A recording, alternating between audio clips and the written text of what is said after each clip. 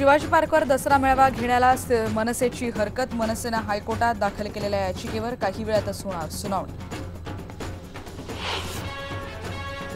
Supreme कोर्टाचा केंद्र सरकारला दणका। न्यायाधीशांच्या नियुक्तीसाठी नेमलेला आयोग ठरवला घटनाबाह्य। कॉलेजियम सिस्टीमच राहणार कायम। कॉल ड्रॉप झाले तर आता मिळणार नुकसान भरपाई। टेलिकॉम रेग्युलेटरी बोर्डाचे आदेश।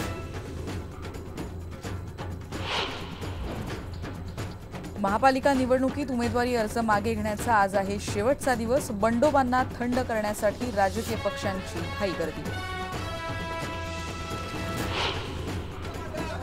अहमदनगरमध्ये भारनियमनाविरोधात राष्ट्रवादीचं अनोखं आंदोलन।